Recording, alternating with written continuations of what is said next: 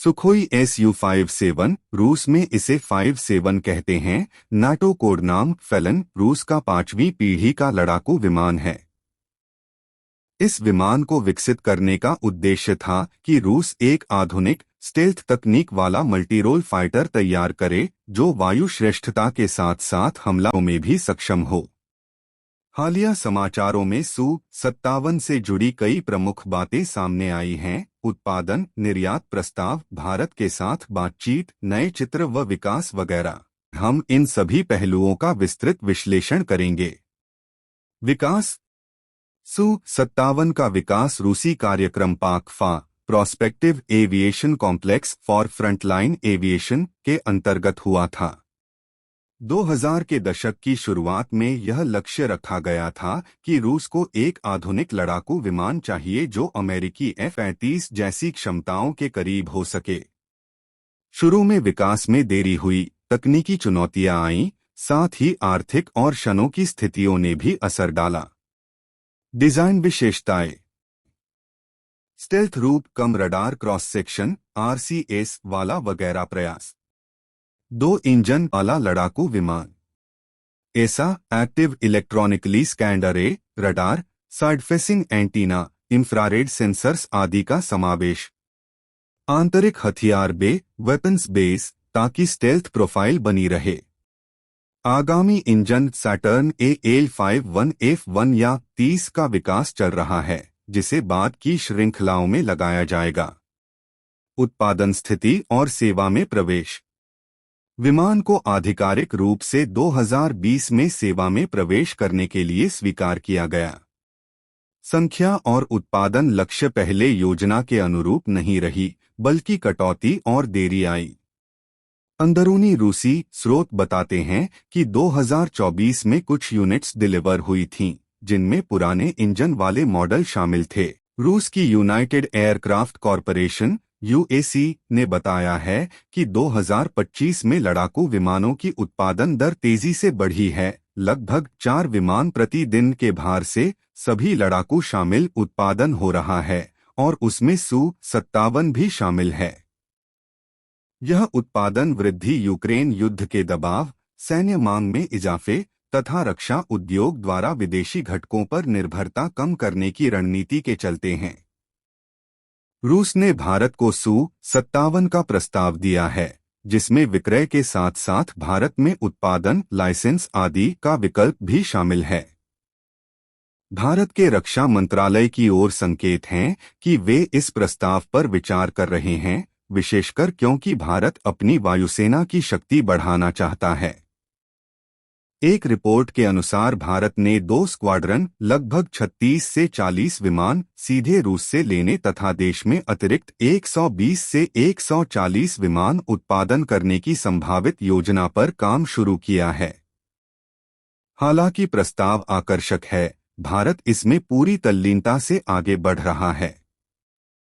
एक विश्लेषण में कहा गया है कि यह स्टॉप गैप रूप में देखा जा रहा है, यानी भारतीय वायुसेना के लिए अस्थायी समाधान के तौर पर। इसके पीछे मुख्य चिंता यह है कि रूस यूक्रेन युद्ध के प्रभाव, रूस पर लगे प्रतिबंध और विदेशी सप्लाई चेन में छिद्र भारत के लिए जोखिम पैदा कर सकते हैं। Su-57 को आधुनिक सेनाओं के लिए डिजाइन किया गया है। स्टेल्थ, वायु श्रेष्ठता, मल्टीरोल हमला। आंतरिक हथियार बे, जिसकी हाल ही में फोटो आई है, इसे स्टेल्थ प्रोफाइल बनाए रखने में मदद करती है। रूस द्वारा उत्पादन दर बढ़ाना इस बात का संकेत है कि वे इसे कम से कम संख्यात्मक रूप से सक्रिय विमान बना रहे हैं। विकास में देरी और तकनीकी चुनौतियां झेलनी पड़ी हैं। रूस पर लगे पश्चिमी प्रतिबंधों, अंतर्निहित तकनीकी भागों कंपोनेंट्स की वैश्विक उपलब्धता में कमी, ये भारत जैसे संभावित ग्राहकों के लिए चिंता का विषय हैं। निर्यात संस्करण Su-57E के अनुभव तुलनात्मक रूप से कम हैं और यह स्पष्ट नहीं है कि यह विमान पूर्व विकसित विमान की तरह ही क्षमताओं वाला होगा। हथियार व लोडआउट। Su-57 को मल्टीरोल कॉम्बैट विमान के रूप में विकसित किया गया है, अर्थात यह वायु श्रेष्ठता मिशन एयर सुपीरियोरिटी के साथ साथ हमला mission air to ground anti ship भी कर सकता है। मुख्य हथियार प्रणालियां। बोर्ड गन 30 मिमी ग्र्याजेव शिपुनोव जीश 30 एक ऑटोगन। आंतरिक हथियार बे विमान में अंदरूनी कंपार्टमेंट्स इंटरनल बेस मौजूद हैं ताकि स्टेल्थ प्रोफाइल बनी रहे।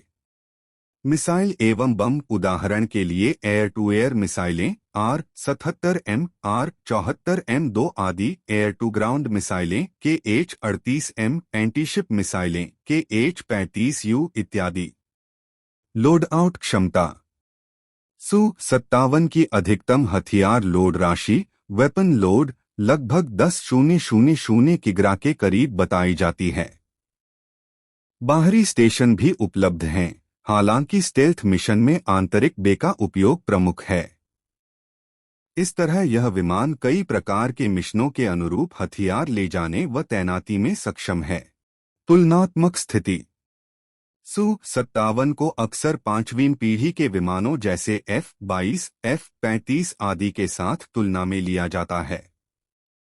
उदाहरण के लिए Su-57 का अधिकतम टेक ऑफ वजन 35 t है, विंगस्पैन 14 m, जबकि कुछ प्रतिस्पर्धियों में यह मान अलग हो सकते हैं।